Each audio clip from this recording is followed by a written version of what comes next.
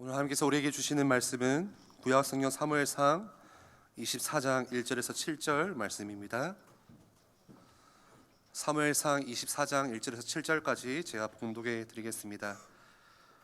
사울이 블레셋 사람을 쫓다가 돌아오매 어떤 사람이 그에게 말하여 이르되 보소서 다윗이 엔게디 광야에 있더이다 하니 사울이 온 이스라엘에 택한 사람 3,000명을 거느리고 다윗과 그의 사람들을 찾으러 들염소 바위로 갈새 길가 양에 우리의 이른즉 굴이 있는지라. 사울이 뒤를 보러 들어가니라. 다윗과 그의 사람들이 그 굴 깊은 곳에 있더니 다윗의 사람들이 이르되 보소서 여호와께서 당신에게 이르시기를 내가 원수를 내 손에 넘기리니 내 생각에 좋은 대로 그에게 행하라 하시더니 이것이 그 날이니이다 하니 다윗이 일어나서 사울의 겉옷자락을 가만히 베니라. 그리한 후에 사울의 옷자락 뱀으로 말미암아 다윗의 마음이 찔려 자기 사람들에게 이르되 내가 손을 들어 여호와의 기름 부음을 받은 내 주를 치는 것은 여호와께서 금하시는 것이니 그는 여호와의 기름 부음을 받은 자가 됨이니라 하고 다윗이 이 말로 자기 사람들을 금하여 사울을 해하지 못하게 하니라. 사울이 일어나 굴에서 나가 자기 길을 가니라. 아멘. 육에 속한 사람, 영에 속한 사람으로 담임 목사님 말씀 주실 때 큰 은혜 받으시기를 바랍니다. 제 목소리가 좀 이상할 겁니다. 이쁜 목소리를 못 들려드려서 죄송합니다. 지난주 좀 운동을 해야 되겠다 이렇게 해가지고 집에서 교회를 몇 번 왔다 갔다 걸어 다녔더니 코로나 아니고요, 감기도 아니고 비염이 조금 심하게 와서 목소리가 조금 이렇게 많이 달라졌습니다. 그래서 오늘 제가 이렇게 막 목소리를 세게 못 하니까 이렇게 주무시지는 마시고 좀 귀 기울여서 말씀을 같이 들으셔야 될 것 같습니다. 혹시 제가 메시지 중에 기침을 하더라도 이렇게 조금 불편하실 건데 좀 잘 참으시고 여러분들이 오늘 같이 함께 그래도 말씀 듣는 시간, 말씀에 더 집중하셔서 하나님이 우리에게 또 주시는 은혜 마음껏 찾아 누리는 시간 되길 바랍니다. 우리 옆에 있는 분들 인사하시면서 축복하십시다. 하나님께서 오늘 새 은혜를 준비하셨습니다. 한 번 더 고백하십시다. 오늘 주신 은혜로 새로 시작합시다. 또 2023년 우리가 한 해 매주 또 예배하게 될 건데요. 우리가 신앙생활 한다는 것은 이제 예배하는 삶이 굉장히 중요하다 보니까 매주 정해진 시간 우리가 함께 나와서 예배합니다. 그러다 보니까 예배가 익숙해지고 뭐 당연하게 내 삶에 항상 자리 잡고 있는 시간, 그렇게 생각하면 정말 큰 은혜를, 하나님의 응답들을 많이 놓치게 될 겁니다. 오늘 짧은 시간 예배하지만 저와 여러분에게 눈에 보이지 않는 하나님께서, 성삼위 하나님이 하늘 보좌의 축복의 문을 여시고 오늘 마음껏 우리를 완전히 바꾸시고 치유하시고 회복하시는 은혜를 부으시는 시간이 오늘 예배의 시간입니다. 우리가 아까 예배 시작하면서 올해는 영접기도라는 찬양을 같이 함께 하죠. 저는 참 의미가 있는 것 같아요. 이미 영접해서 하나님의 자녀가 되어져 있는 저와 여러분이지만 다시 한번 우리의 마음의 문을 열고 그리스도를 고백하고 우리가 하나님을 바라볼 수 있는 예배의 시간. 그래서 올해 2023년 첫 찬양을, 영접기도 찬양을 같이 함께 하는데요. 이렇게 그리스도를 고백하고 하나님의 자녀된 하나님의 백성들이 예배할 때 어떤 일들이 일어납니까? 여러분 12년 동안이나 아무리 애를 써도 자기의 삶의 변화가 전혀 일어나지 않는 혈류증 앓는 여인, 이 사람 저 사람, 이 의사 저 의사 다 찾아다녀 봤는데도 전혀 회복할 수 없는 그런 상황에 있을 때에 예수님이 자기 앞에 지나가신다는 소문을 듣고 예수님 뒤로 따라가서 내가 이 예수님의 옷자락만 만져도 내 병이 다 치유될 거야. 이 작은 믿음 하나인데요, 12년 동안이나 괴롭혔던 그 문제에서 완전 해방되어졌습니다. 완전 깨끗하게 치유되어졌죠. 오늘 여러분들이 이 믿음 고백하고 여러분들의 삶의 문제, 어떤 문제 앞에 있다 할지라도 이 답 얻는, 이 응답 체험하는 시간 되길 바랍니다. 바디메오가 평생 앞을 보지 못하는 운명처럼 잡혀있는 그 문제 앞에서 예수님 앞에 소리 지릅니다. 다윗의 자손이여 나를 불쌍히 여기소서. 불쌍히 여기소서. 여러분들 오늘 하나님 나에게는 은혜가 필요합니다. 나는 하나님의 은혜 없이는 한순간도 살 수가 없습니다. 하나님 오늘 이 예배에 하나님 나에게 은혜를 베풀어 주십시오. 나를 불쌍히 여겨 주십시오. 이 간절한 하나님 앞에 은혜를 사모하는 마음 가지고 있다면 하나님은 운명처럼 붙잡고 있었던 바디메의 문제를 해결하시듯이 여러분들 우리 앞에 어마어마한 응답의 문을 하나님이 여실 것입니다. 그 이방인이었지만 로마 백부장이 자기의 종이 아파서 죽어가는 모습 속에 예수님에게 사람을 보내서 하신 말씀입니다. 예수님, 우리 집에 안 오셔도 됩니다. 말씀만 하셔도 내 종이 나을 수 있습니다. 굉장한 믿음이죠. 여러분들은 오늘 말씀 들으면서 그래, 내가 오늘 말씀 듣는데 내 모든 문제 해결될 수 있어. 오늘 말씀이 나의 모든 묶어 있는 부분들을 다 풀어낼 거야. 우리 가정, 우리의 산업의 현장, 우리의 교회, 하나님의 말씀이 선포되어질 때 마른 뼈다귀가 군대로 일어나듯이 생명을 얻고 다시금 새로 시작할 수 있을 거야. 여러분들 이 오늘 말씀을 붙잡고 이런 믿음의 고백들로 오늘 예배가 가득 하나님의 은혜로 채워지는 시간 되기를 바랍니다. 아까 우리가 찬양했죠. 주 예수여 은혜를 내게 부어 주옵소서. 내 영혼에 부어 주옵소서. 이 중심 가지고 오늘 같이 함께 예배하기를 바랍니다. 우리가 계속 두 주는 크리스마스 또 새해여서 건너뛰었는데요. 계속 사무엘상 말씀을 묵상하고 있습니다. 사무엘상 20장부터는 다윗이 본격적으로 이제 광야로 내몰려서 사울 왕을 피해서 도망다니는 사건이 기록되어져 있죠. 그렇게 해서 연도가 채워지는 게 거의 10년이 넘어갑니다. 다윗이 광야에서 10년 이상 막 이리저리 쫓겨서 도망다니던 시간표, 헛된 시간표가 아니었어요. 하나님이 세우기를 원하셨던 왕은 사사시대 때부터 시작해서 사람 중심, 눈에 보여지는 것에 따라서 이리저리 움직이는 그런 왕, 하나님에게는 그런 왕이 필요하지 않아요. 수천 명, 수만 명 있어도 하나님이 쓰실 수 있는 왕은 아니에요. 하나님이 원하시는 왕으로 다윗을 세우시기 위해서 10년의 시간 동안에 자기의 생각, 자기의 방법 다 내려놓게 하시고 완전히 하나님께 집중하고 하나님을 바라볼 수 있는 믿음의 사람으로 하나님이 바꿔나가시는 굉장히 중요한 시간표, 그게 다윗에게 있어서의 광야의 시간표였어요. 목사님, 저 신앙생활 하는데 2022년이든 2023년이든 여전히 나에게는 어려운 현장이 내 앞에 가득 차 있는데요.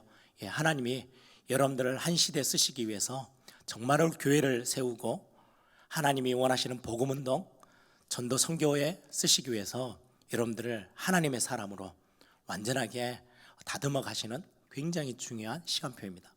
그때마다 하나님의 은혜를 구하시고 하나님이 내게 말씀하시는 그 말씀 속에서 여러분들이 답을 찾는 그런 축복의 시간들이 되기를 바랍니다.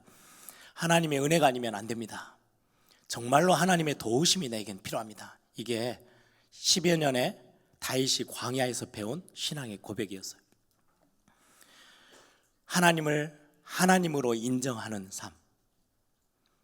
야, 진짜 하나님은 나의 창조주시고 하나님이 내 인생의 주인이시고 내 왕이시고 내가 정말로 오고 갈 데 없을 때, 누구에게도 말을 할 수 없을 때 내 이야기를 듣고 나를 위로해 주시고 힘 주시는 내 아버지 되신 하나님, 그 하나님을 하나님으로 인정하는 비밀을 배웠던 시간이 광야의 시간이었어요. 하나님께 집중하게 되고요, 하나님의 말씀이 얼마나 자기 삶의 중요한 중심에 서야 되는지를 깨닫고 발견하는 시간이 광야의 시간이었어요. 말씀을 따라가는 게 어떤 건지, 말씀을 중심에 두고 내 생각, 내 의지가 아닌 하나님의 말씀, 하나님이 원하시는 계획 앞에 두고 가는 게 내 인생 가운데 얼마나 중요한 것인지를 다윗이 보고 배우고 체험했던 시간이 광야의 시간이죠. 시편 119편 105절에 보시면 주의 말씀은 내 발의 등이요. 이 말씀의 의미는요, 아주 짧은 말씀이지만 내 발의 등이다. 내 발이라고 했을 때는요, 우리의 한 걸음 한 걸음이에요.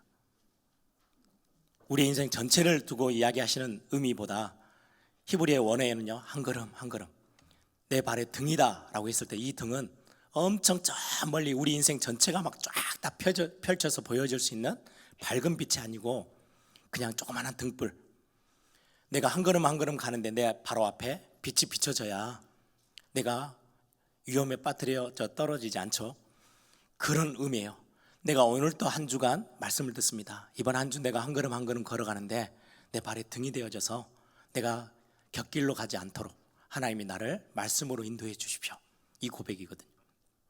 그래서 우리는 매주 나와서 말씀 듣는 거예요.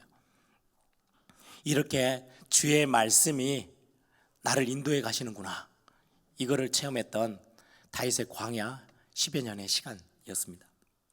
오늘 우리는 지금 사무엘상 23장을 넘어서 지금 24장으로 지금 갑니다. 23장 2주 전에 말씀 나누는데 기억이 좀 가물가물하시죠? 그일라 사람들이 다윗의 도움을 받았음에도 불구하고 배신해요. 사울에게 팔아버리죠. 그리고는 그래서 또 도망갔는데 10광야의 그 지역에 있는 사람들이 유대 지파, 유다 족속인데도 불구하고 다윗과 같은 족속이잖아요. 같은 지파 사람이에요. 그런데 다윗을 또다시 사울에게 고발해요. 어디 있습니다. 어디 지역, 어디 산에 지금 머물러 있습니다. 그래서 사울이 군대를 일으켜서 다윗을 쫓아왔죠. 그래서 완전히 앞뒤 다 막혀서 딱 사방으로 딱 포위를 당해서 이제 죽었구나 라는 그 시점에 하나님은 기가 막힌 시간표에 하나님의 도움의 손길을 펴시죠. 갑자기 다른 데서 블레셋 군인들이 쳐들어왔다는 거예요. 그래 와가지고 전령이 이야기합니다. 사울왕에게, 왕이 여기 지금 있을 때가 아닙니다. 지금 블레셋이 공격해 와서 빨리 막아서야 됩니다. 그러다 보니까 어쩔 수 없이 군대를 다시 풀고 블레셋을 쫓아갑니다. 그래서 다윗이 죽을 고비를 넘기고 어디로 도망가냐니까요. 이제 오늘 24장 엔게디라는 광야로 도망갑니다. 이 엔게디 광야는 좀 독특한 현장이에요. 굉장히 험하고 바위도 많고 절벽도 많은. 그래서 제가 사진을 한 3장 준비했어요. 한번 보여주실래요? 저기 물은 여러분들이 너무 잘 아는 사해바다, 사해라는 건데요. 그게 염분이 굉장히 높아서 사람이 뜰 만큼 그런 생물이 살 수 없을 만큼의 그런 바다를 사해라고 하죠. 그 사해 바로 옆에 인근에 있는 광야예요. 굉장히 저렇게 절벽이 심하고 돌이 많고 바위가 많은 광야가 엔게디 광야예요. 저리로 숨어 들어갔죠. 그 다음 사진 한번 보여주세요. 거기에는 자연적으로 생겨져 있는 동굴들이 저렇게 많이 있어요. 동굴이 있어서 이제 여기저기 이제 많은 짐승을 피해서 숨기도 하고 목동들이 일부러 파놓은 동굴들도 있어요. 파가지고 날씨를 이렇게 피하기도 하고 적들을 피하기도 하고 맹수를 피하기도 하는 그런 공간으로 피신처럼 많이 썼던 공간들이 엔게디 광야에는 많이 있어요. 그 다음 사진 한번 보세요. 오늘 24장의 본문이 저런 굴이지 않을까라는 생각이 좀 듭니다. 저 굴이 굉장히 크고 깊은데요. 그 뒤에 이제 깊숙한 곳에 다윗이 600명이 따라다녔는데 다 들어가지는 않았을 거고요. 흩어져서 여기저기 들어가 있을 건데 저런 동굴 안쪽에 다윗과 몇몇 다윗의 사람들이 숨어 있어요. 그런데 지금 오늘 본문에 보니까 사울이 이제 블레셋을 이리저리 막 밀어내죠. 그러고 있는 중에 이제 전쟁을 그 밀어내는 일을 마치고 이제 궁으로 돌아와요.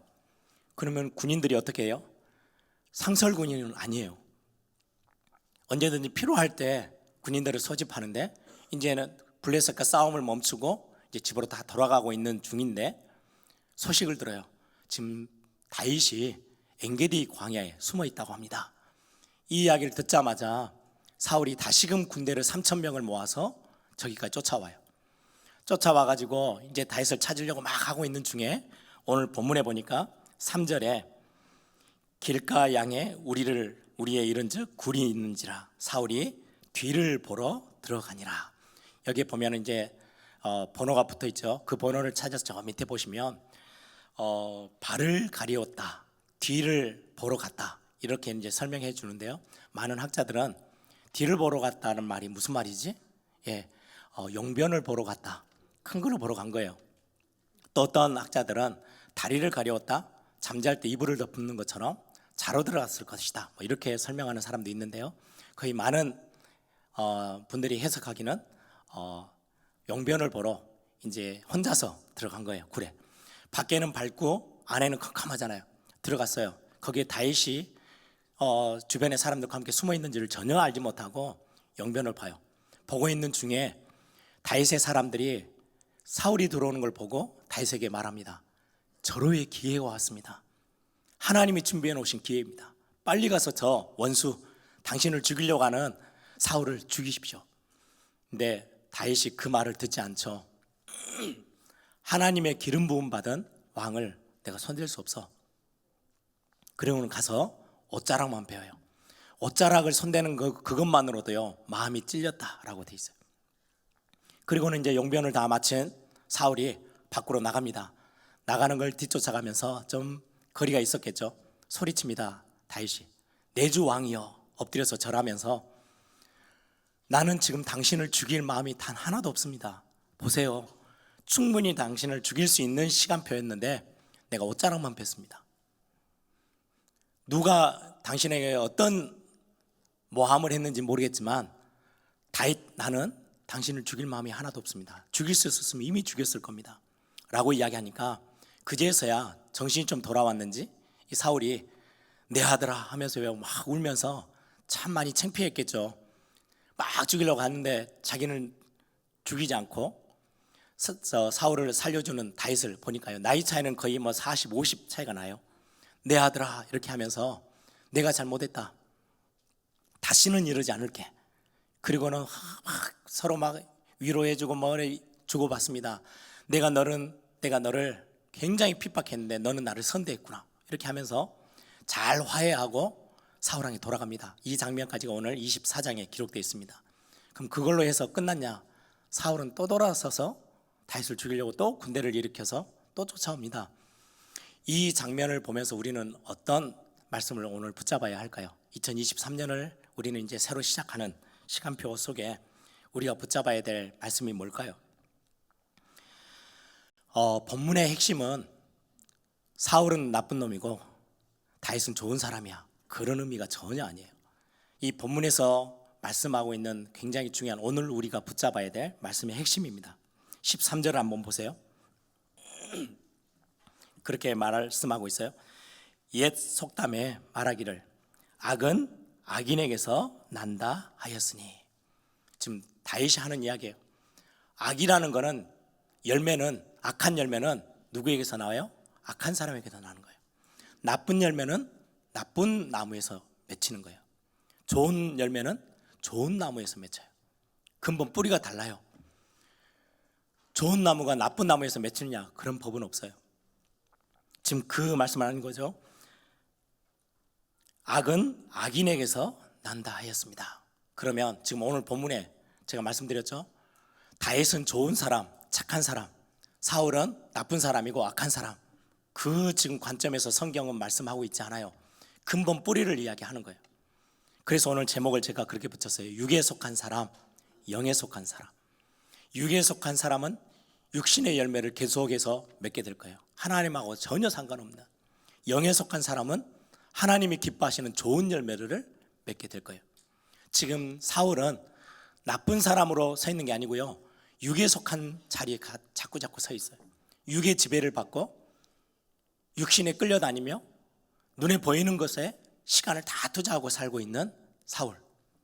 누구든지 사울처럼 육신의 지배를 받고 뭔가 눈에 보여지는 것에 막 끌려다닌다면 사울에 맺었던 그런 열매들을 삶에서 맺을 수밖에 없을 거예요.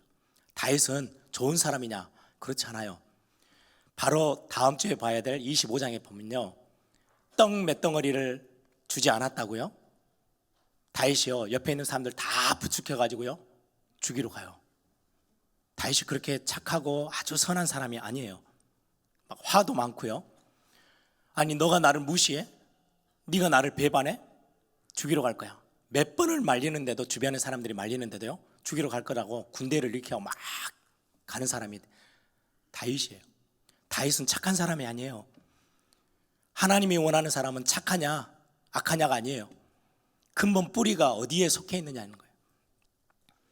그런 많은 어떻게 보면 특별하게 선한 착한 성품을 가지고 있는 다윗이 아닌데도 불구하고 실수도 참 많이 했죠.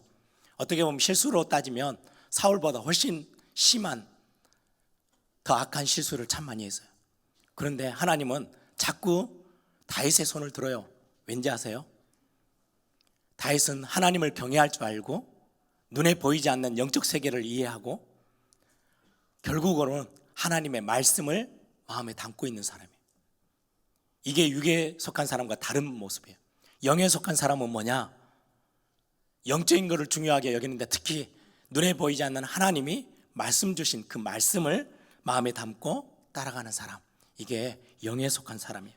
그러면 육에 속한 사람은 뭡니까? 육신에 머물러 있고 자꾸 마음 복판에 말씀이 없어요. 사사시대가 그랬잖아요. 하나님의 말씀과는 상관없어요. 자기의 소견이 옳은 대로 행했어요. 이게 육에 속한 사람의 특징이에요. 사울, 하나님의 말씀이 그 속에 담겨 있지 않아요. 다윗은 실수도 많이 하고요.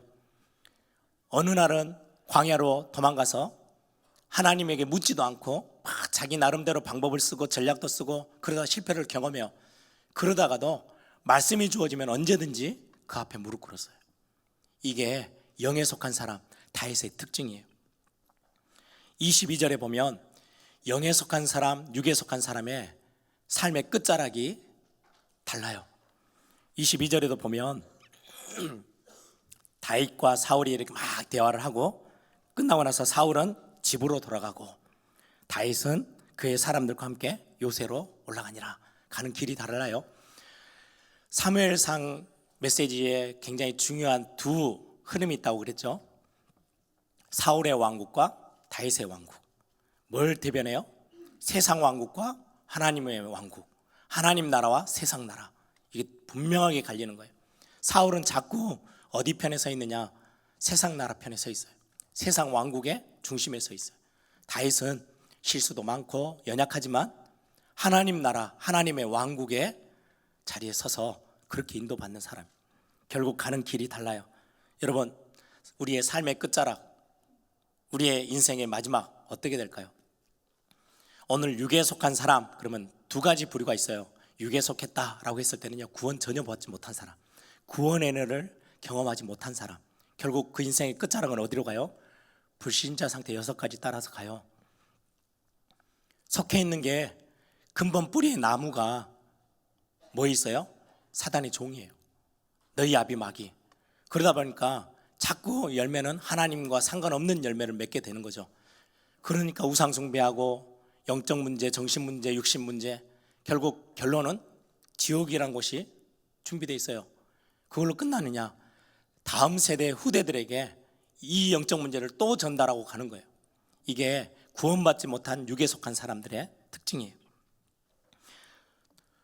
그런데 구원받아 놓고도 자꾸 육신의 것들, 세상 것들, 눈에 보이는 것에 치중하고 살다 보면 너무 많은 어려움을 경험해요. 경험하지 않아도 될 부분들을 만나게 되는 거죠. 돌고 돌고 돌고 돌다가 어디로 가요? 계속 어려우면 실패로 가는 거예요.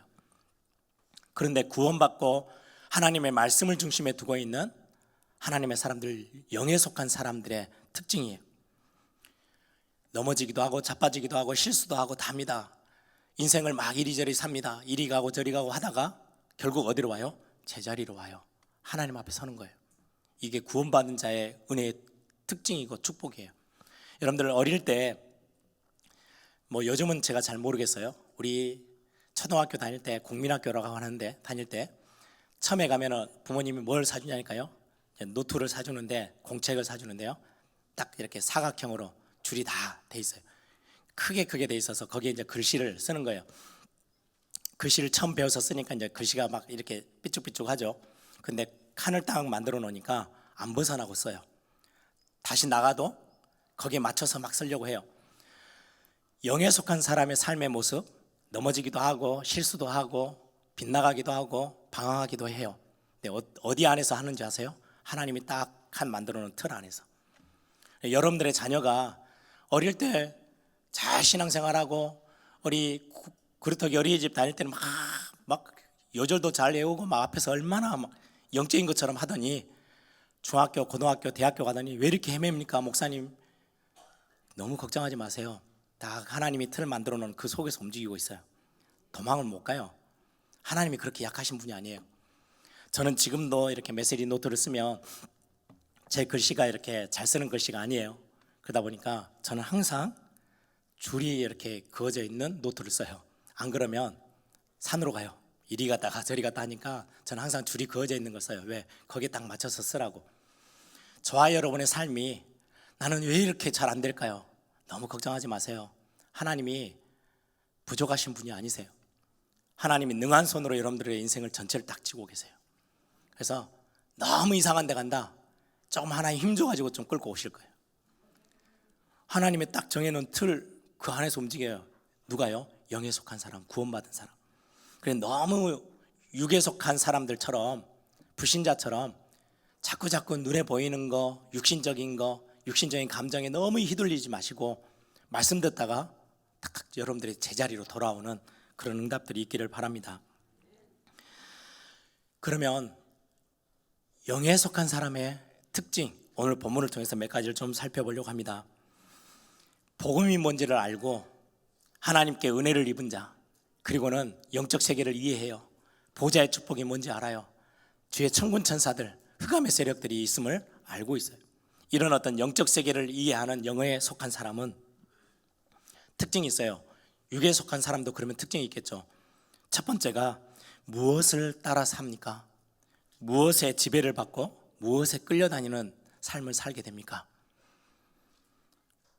오늘 본문의 사울을 보면 어두운 감정에 완전히 휘둘려서 살아요. 1절, 2절 보세요. 아까도 말씀드렸지만 다윗을 죽이려고 쫓아갔다가 군대를 데리고 블레셋이 쳐들어왔다는 이야기를 듣고는 그쪽으로 갔어요. 한동안 싸웠겠죠. 그럼 얼마나 많이 옆에 있는 백성들이, 군인들이 지치고 힘들었겠어요. 그럼 겨우 밀어내서 이제 그 싸움을 마치고는 집으로 돌아와요. 돌아오는데 한 사람이 와서 지금 다윗이 엔게디 굴에 있답니다. 이 말 한마디 듣고, 엔게디 지역에 있다는 말 듣고는 곧바로 흩어졌던 군인들 3,000명을 다시금 또 모아요.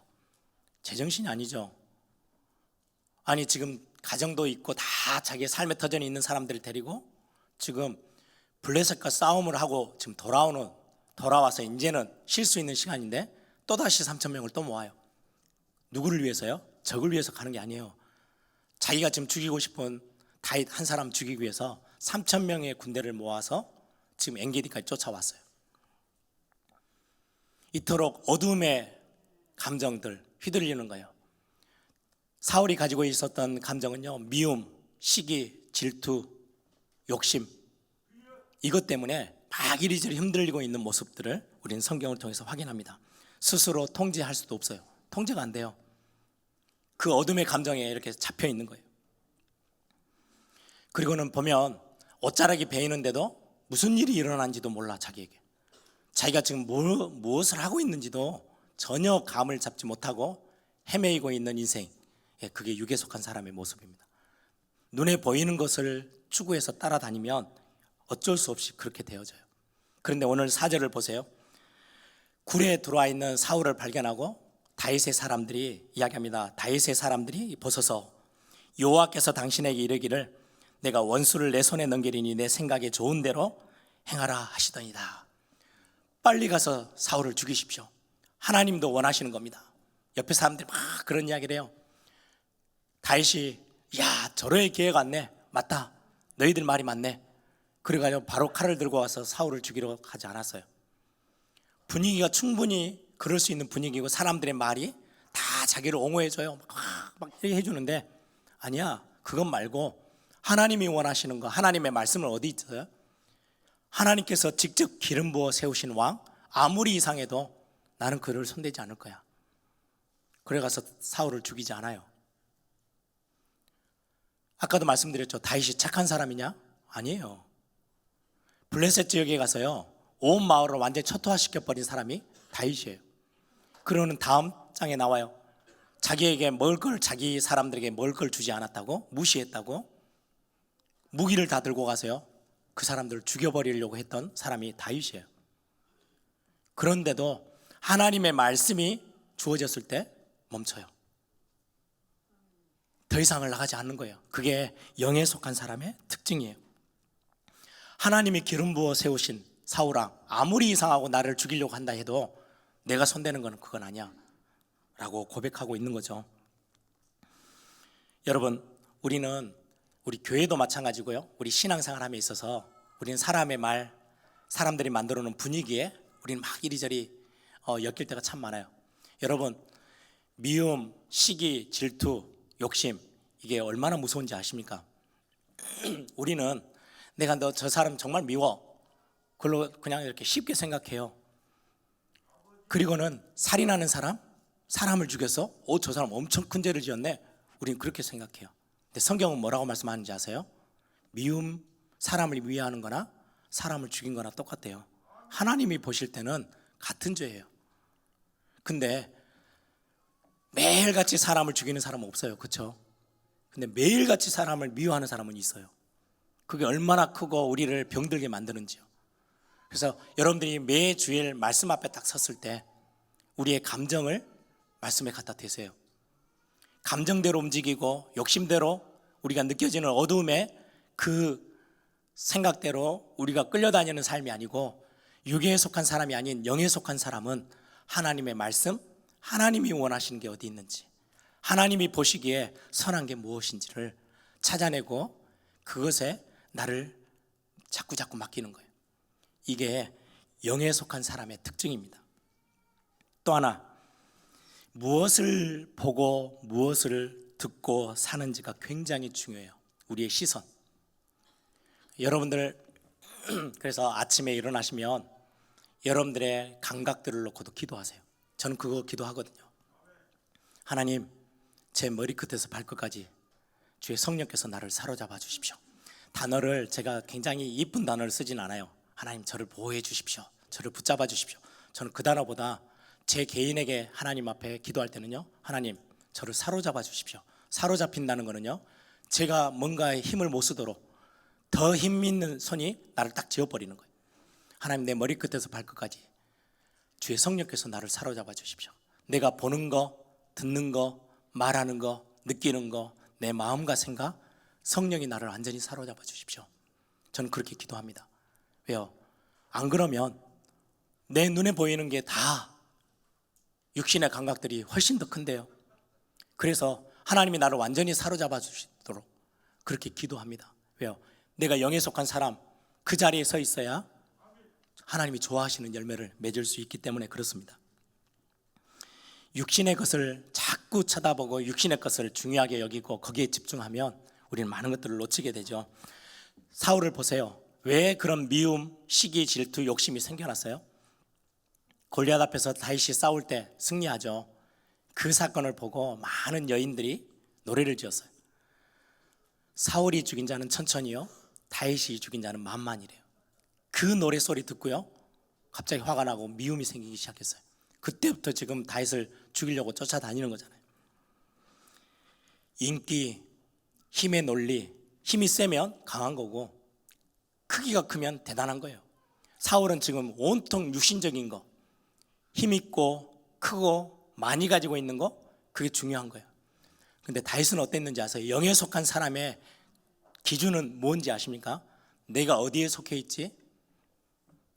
너는 칼과 단창, 눈에 보일 때는 엄청난 걸 쥐고 나에게 앞에 왔지만 나는 만군의 여호와의 이름으로 네 앞에 섰어. 나는 하나님의 사람이야. 나는 구원받은 자야. 나는 하나님의 자녀야. 세상 앞에 여러분들이 산업 현장에 갔을 때 수많은 사람들이 눈에 보여지는 걸 가지고 여러분들 앞에 막 우쭐대며 설 겁니다. 우리는 그것 때문에 기가 죽기도 하고요, 어떨 때는 그게 너무 부러워서 쫓아가기도 해요. 근데 영에 속한 사람은 영적 세계를 알아요. 하나님이 어떤 분인지를 알아요. 나는 어디에 속해 있어요? 하나님께 속해 있어요. 복음 앞에 있어요. 그리스도 안에 있어요. 아무도 건드릴 수 없어요. 이게 더 크게 보여지는 사람, 영에 속한 사람이에요. 그래서 여러분들의 보는 것, 듣는 것, 말하는 것, 느끼는 것, 마음과 생각, 하나님, 오늘 하루를 내가 살아감에 있어서 말씀이 내 안에 계신 주의 성령께서 하나님 나를 그렇게 사로잡아 주십시오. 성경에 그런 비유가 나오죠. 여러분들이 바닷가에 가서 막 뛰노는데요, 물이 발목에 차요. 여러분 내 마음대로 할 수 있어요. 그런데 물이 허리에 차요? 불편해요. 함부로 잘 안 돼요. 가고 싶은데 잘 못 가요. 물 안에 들어가 버리면요, 물의 흐름 따라서 움직여야 돼요. 오늘 하루를 사는데 영적인 영에 속한 사람은 하나님의 말씀에 완전히 붙잡힌 받는 사람, 하나님의 통제 아래 서는 사람, 하나님이 내 감정과 내 마음과 생각까지 딱 쥐고 이끄시면 내가 거기에 인도받는 사람, 그렇게 되기를 원해서 그 기도에 여러분들이 힘을 주고 있는 사람은 영에 속한 사람이에요. 우린 연약하잖아요. 어디에 영향받을지 몰라요. 제가 결혼 이제 와이프하고 만나서 결혼을 이야기하면서 제가 그 이야기를 했어요. 당신도 나도 우리 다락방 전도운동하는 안에서 본부에서 뛴다. 그리고 교회 안에서 가면 많은 이야기를 듣는 자리에 서 있는다. 내 기도 제목이 하나 있다고 고백했어요. 같이 기도하자고. 소문을 안 들을 수는 없다. 이 사람 저 사람에 대한 이 일 저 일에 대한 많은 소문을 들을 수 있는데 이왕 듣는 거 제일 늦게 들었으면 좋겠다. 그걸 놓고 우리 기도하자. 그러면 소문이 이미 일이 다 끝나가지고 다 정리된 쯤에 소문이 들려오면 별로 영향을 안 받아도 되잖아요. 안 그러면 소문의 한복판에 있으면요, 이 말 저 말 나도 섞어야 되고, 누가 뭐 말하면 나도 막 뭔가 막 덧붙여야 되고, 이게 나에게 엄청난 영적으로 손해 주는 걸 알기 때문에 그런 기도를 제목을 같이 붙잡으세요. 진짜로요 하는데요, 우리 둘은 몰라요. 시간 다 지나고 나니까 대충 이제 들었어요. 아, 그런 일이 있었어? 이럴 때가 얼마나 많은지 몰라요. 진짜 감사해요. 여러분들 기도하세요. 우리가 뭔가 각오한다고 되어지는 영역이 있지만 진짜 하나님 앞에 기도해서 하나님, 내 모든 오감, 내가 느끼는 모든 것, 보는 것, 듣는 것, 말하는 것, 이 부분에 내 머리끝에서 발끝까지 내 마음과 생각까지 하나님 말씀이 나를 사로잡아 주게 하옵소서. 2023년 진짜 그런 응답 속으로 들어가기를 원합니다. 그래서 우리에게는 이런저런 많은 일들이 있어요. 그런데 원수 삼지 않고 미움에 사로잡히지 않고 품고 나를 변화시키고 함께 할 수 있는 그런 응답의 시간표. 어떤 목사님이 그런 말씀을 하더라고요. 우리 성도들이 신앙생활을 같이 하는데 고슴도치하고 비슷하대요. 고슴도치 둘이가 껴안으면 어떻게 돼요? 서로 찌르는 거예요. 서로 아파요. 나만 정상이고 저 사람이 나를 찌르니까 저 사람은 나쁜 사람, 이게 아니라는 거예요. 서로 다 찌르는 게 다 있어요.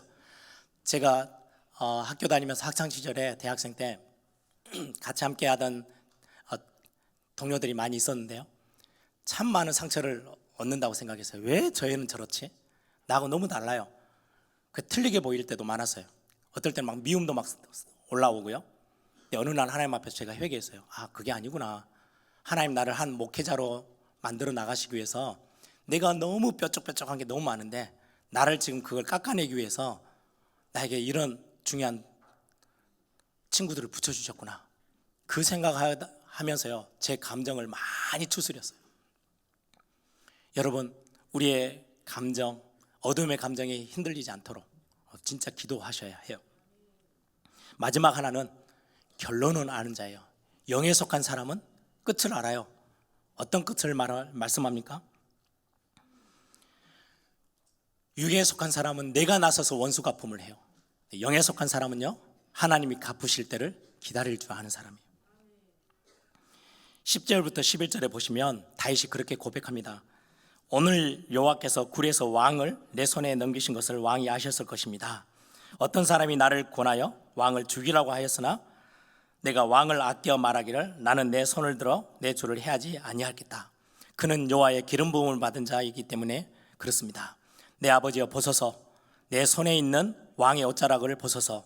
내가 왕을 죽이지 아니하고 겉옷자락만 베었은즉 내 손에 악이나 죄가가 없는 줄을 오늘 아실지입니다. 자기의 어떤 상황들을 쫙 설명하죠. 너무 억울하다는 거예요. 아니, 자기는 지금 사울 왕을 죽일 마음이 단 하나도 없는데 사울은 자꾸 자기를 죽이려고 막 쫓아오니까, 그것도 1, 2년이 아니에요. 10년 넘게 쫓겨다니니까 얼마나 억울하고 답답합니까? 이 상황 가운데 다윗이 하는 고백이 12절입니다.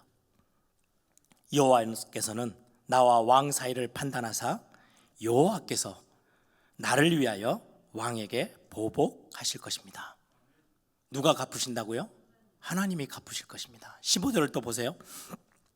그런즉 여호와께서 재판장이 되어 나와 왕 사이에 심판하사 나의 사정을 살펴 억울함을 풀어주시고 나를 왕의 손에서 건지시기를 원합니다. 결론이 어디로 가는 거예요?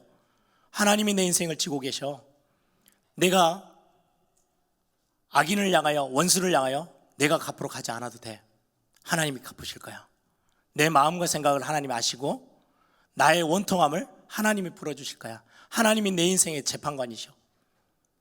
진짜로 인생을 맡길 수 있는 비밀을 영에 속한 사람은 누리고 있는 거예요. 로마서 12장 19절에 그렇게 말씀합니다. 내 사랑하는 자들아 너희가 친히 원수를 갚지 말고 하나님의 진노하심에 맡겨라.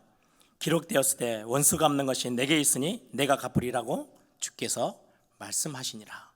하나님이 갚으신대요. 그래서 요즘 저는 그런 이야기를 많이 하는 것 같아요. 하나님이 다 갚으실 거야. 괜찮아. 기다려. 너무 감정에 휘둘리지 마. 그냥 좀 멀리서 지켜봐. 하나님이 절대 속지 않으시고 하나님 두 눈을 부릅뜨고 나를 지켜보고 계셔. 억울한 일을 만나요? 예, 여러분들이요. 우리의 결론은 끝은 그 일 때문에 망하는 사람은 단 한 명도 없어요. 하나님이 절대 그렇게 하지 않으세요. 하나님이 원수까지도 갚으신대요. 저는 아버지 목회를 오랫동안 봤잖아요. 아버님은 항상 좋은 일만 있었고 응답받는 일만 있었냐? 그렇지 않아요. 억울한 일도 많이 당하고요. 무시당하는 일도 많이 당하고요. 막 오해되어 가지고 막 사람들이 막 손가락질하고 비난을 그럴 때도 있었어요. 그때 보면서 어떨 때는 아버지가 표를 전혀 내지 않으세요. 언제든지 그냥 너무 성인 군자처럼 괜찮아 이런 게 아니더라고요. 너무 답답하고 억울하니까 식사도 못 하실 때도 있어요. 보면서 야, 아버지가 저럴 때도 있구나. 근데 그때마다 원수 갚음을 스스로 나서지 않고요. 그냥 엎드려 기도하시더라고요. 주님 한 몸만으로 만족합니다. 내가 볼 때는 얼마나 답답하고 무능하게 보이는 모습인지 몰라요. 저것 때문에 우리가 지금 당하는 어려움이 얼마나 더 커지는데, 근데 시간 지나면서 진짜 하나님이 갚으시는 것들을 봤어요. 그러다 보니까 저도 이제 좀 흉내도 내고 싶고 제가 사역을 하면서 아버지 좀 따라하고 싶은 마음이 많잖아요. 저에게도 뭐 이런저런 많은 일들이 생겨요. 대놓고 아예 박성진 보기 싫어 뭐 이런 사람들도 정말 많거든요. 그때마다 그래 내가 하나님이 갚으시지 내가 참아야지 이렇게 할 때가 참 많은데 어느 시간 지나면 진짜로요 찾아와요. 목사님 옛날에 제가 이런 생각을 했는데 잘못했어요. 용서해 주세요. 그러면 제가 하는 말이 있어요. 그런 일 기억도 안 나는데 뭐 기억이 왜 안 납니까? 평생에 기억 남는 일이지. 나를 못되게 굴고 나에게 억울한 거를 뒤집어 씌웠는데 기억 안 할 수가 없어요. 근데 말은 그렇게 해요. 기억도 안 나고 무슨 일인지도 모르겠는데 괜찮아요 이렇게 하고 돌려보내면서도 하나씩 하나씩 배워나가는 것 같아요. 참 잘 안 돼요. 그런데 결론은 알아요. 말씀을 붙잡고 내가 오늘 또 하나님의 은혜에 더 깊이 들어가야 되겠구나. 그래 하나님이 갚으셔. 내가 억울하게 당하는 거 악을 악으로 갚으면 나에게 엄청난 많은 것들이 영적으로 손해가 오지만 악을 선으로 갚은다며. 오늘 본문에 나오죠. 17절 한번 보세요. 사울 왕이 하는 고백이에요. 다윗에게 이르되 나는 너를 학대하였으되 너는 나를 선대하니 너는 나보다 의롭도다. 이거는 아까도 말씀드렸죠. 다윗이 선하고 착하고 훌륭해서가 아니에요. 다윗은 그런 성품의 사람이 아니에요. 그런데 하나님이 살아계심을 알아요. 하나님이 불꽃 같은 눈동자로 저와 여러분의 삶을 지켜보고 계심을 알고 있어요. 결론을 알고 있어요. 끝을 알아요. 결론은 어떻게 되는지 너무 잘 알아요. 오늘 이 사건에 광야에 있는 동안에 사울 왕이 다윗 손에 몇 번이나 잡힐 수 있었어요. 근데 한 번도 해하지 않아요. 근데 하나님이 어떻게 만들어 가시는지 아세요? 하나님 얼마나 선하시는지. 다윗이 원수 갚음을 직접 했다며. 나중에 어떻게 됐을까요? 다윗이 왕이 돼요. 그리고 아들 솔로몬에게 왕위를 물려줘요. 그 뒤로 솔로몬이 왕을 끝낼 즈음 돼서 나라가 반으로 쪼개져요. 왕국이 분열되죠. 그때 유다 지파의 다윗 지파, 유다 지파만 빼고는요 싹 다 등을 다 돌렸어요. 북이스라엘 쪽으로 다 몰려왔어요. 나라를 완전히 반으로 쪼개버렸어요. 그때 유다 지파를 끝까지 버리지 않고 붙어있던 민족이 베냐민 지파예요. 누군지 아세요? 사울 왕이 있었던 지파예요. 결국은 유다 지파와 베냐민 지파가 결국 성경의 교회를 상징하는 하나님 나라를 보여주는 굉장히 중요한 모델의 자리에 서서 심부름을 해요. 이때 원수지고 싸워버렸으면요, 사울 왕을 죽이고 이렇게 했으면 평생의 원수제였겠죠. 근데 하나님은 기가 막히게 이 일들을 풀어나가요.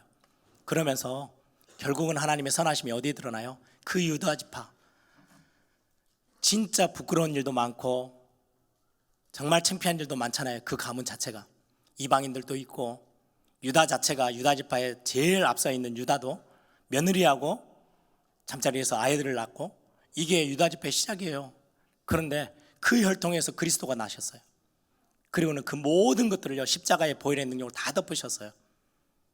그리고는 그곳에서부터 복음의 역사가 전 세계로 흩어지도록, 우리가 영에 속한 사람, 하나님의 정말로 살아계심과 하나님의 말씀을 의지하고 서 있는 그 자리에 우리의 많은 연약한 거 십자가의 구원으로 다 덮으시고요, 저와 여러분을 들어서 세계복음화의 주역으로, 우리 예일교회가 완벽한 교회냐? 그렇잖아요. 실수도 많아요. 그런데 말씀을 중심에 두고 하나님의 살아계심을 진짜 알고 우리의 생각과 마음과 말에 흔들리지 않고 우리가 설 수 있다면, 말씀 붙잡고 설 수 있다면, 하나님 우리 예일교회를 하나님의 큰 은혜의 자리에 쓰실 것입니다.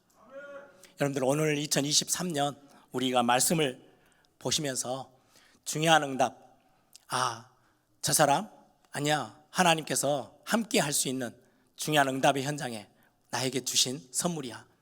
참 쉽지 않아요. 그러나 저와 여러분이 같이 함께 기도하시면서 이 응답 함께 누리는 귀한 또 2023년 최고의 축복의 한 해, 영에 속한 사람의 비밀을 누리는 그런 축복의 한 해가 되기를 소망합니다.